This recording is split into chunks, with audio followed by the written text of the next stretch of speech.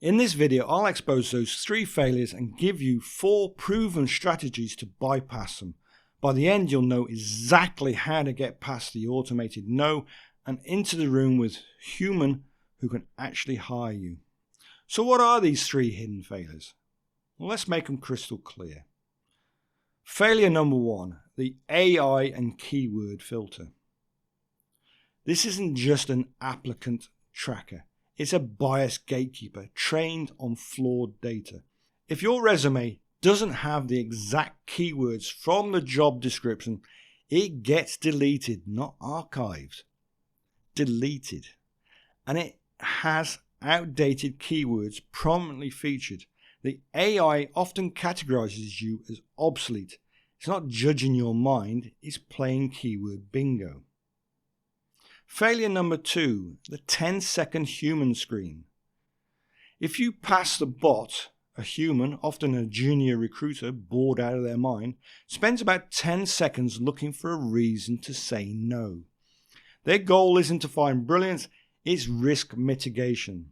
A 30-year career timeline, a graduation date from the 80s or 90s even, or a lack of recent buzzwords is an easy no. They are incentivized to filter for a narrow, low-risk profile, not for a transformative experience. Failure 3, the unconscious bias of culture fit. This is the silent killer.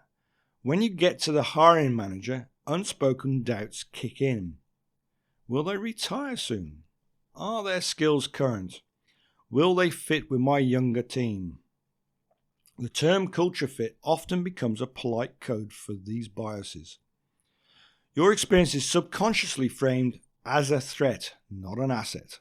If your job search has stalled, it's because you've been playing by the broken rules. Now let's change the game. Here's your 4-step playbook to bypass each one of these failures directly. Step 1, hack the resume screen. First, face a hard reality. Your resume has about 10 seconds to pass 2 tests, the AI scanner and the human screener. To be honest, there's not a lot of difference between them. They're both trying to eliminate you. Okay, let's look at your timeline. First, cut your timeline down. Your experience from the 1998 has very little impact. I've watched recruiters read the most recent 5 years and then skim the rest. Just detail your last 10 to 12 years. Put anything before that in a simple earlier career line at the bottom. No details, just company and title. And if you've got a whole long list like I did, cut most of it out. One of the biggest mistakes you can make is putting your year you graduated. You're basically telling your recruiter your age. Remove the data, it's not important. Your technical skills. Second, create a technical skills table at the very top. This is a keyword bait for the bots. List modern frameworks, cloud platforms, and more importantly, list everything they ask for in the job description.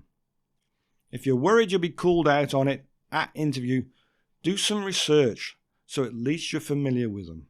This is not lying, it's gaming the system. Quantify. Third, one thing recruiters love is they love to know how you save money for your company. So swap responsibility for server management to I reduce cloud infrastructure costs by 30%. Now, step 2, bypass the black hole. Stop trying to get past the gate guards at the front door. They're like Cerberus at the gates of Hades. They'll do anything to keep you from getting through. Increase your chances massively. So ignore HR. It's in your own best interest anyway. Your target is engineering managers, senior architects, and directors in departments you want to work with. Go find them on LinkedIn and check out what they're posting while you're at it. Now, your first contact with them must be to give value. Don't ask for it. Don't lead with your resume or request a job. They'll just blank you straight off. Most people send a message that is pure ask. Can I have your time? This puts you in debt. Flip the script. Your first message should give a small piece of value. This establishes you as a peer, not as a petitioner, and make a yes to the next step easier.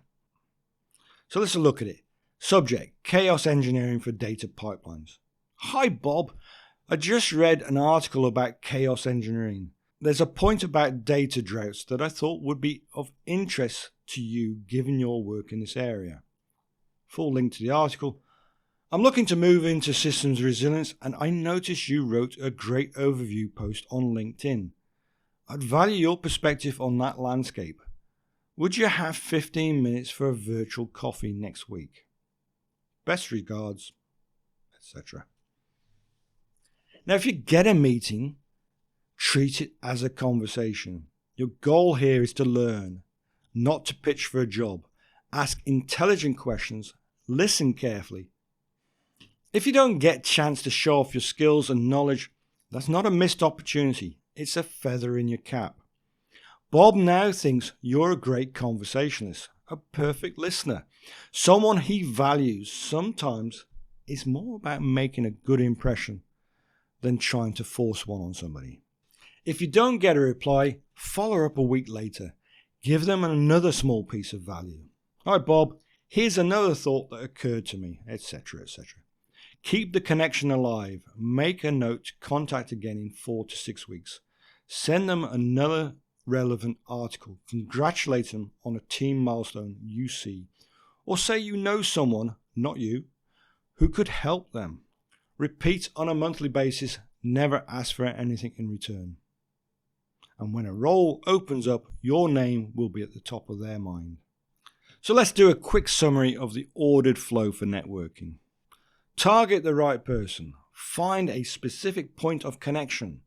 Give value. Ask for 15 minutes of their time. Use the meeting to learn. Listen. Follow up regularly. Step 3. Now we reframe the narrative. Step 3 happens when you get that interview. You must control the story. The unspoken question in this room is, are you old or are you experienced? Your job is to answer it before it's asked. Prepare your 30-second value proposition. Here's a template you can steal. I've navigated multiple tech cycles, which means I can help this team avoid common pitfalls and build more resilient systems from the start. I don't just code, I elevate the engineers around me, which amplifies the whole team's output. Proactively disarm biases. Weave in phrases like, just last quarter, I completed the Certified Kubernetes Administrator certification while helping build a new back-end service. Or I mentor several younger engineers, and nothing is more energizing than that. And on the subject of certificates, if you're out of work now, start taking courses now. They show you as a proactive candidate, not someone resting on their laurels. Critical warning here, when asked about a project from years ago, don't dive into archaic tech details. They'll peg you as outdated. Use the challenge action principle model. Briefly state the business challenge, the core action you took, and then pivot to the career-defining lesson, the battle scar. That's more valuable today. The mindset shift and evidence. Before we move on to the final step, let's fix the mindset. This grind makes you internalize a lie that your value has decreased. The data actually says the opposite. A study of hiring managers found that 86% said the older hires performed as well as or better than younger peers with higher levels of judgment, stability, and mentorship. What do you expect?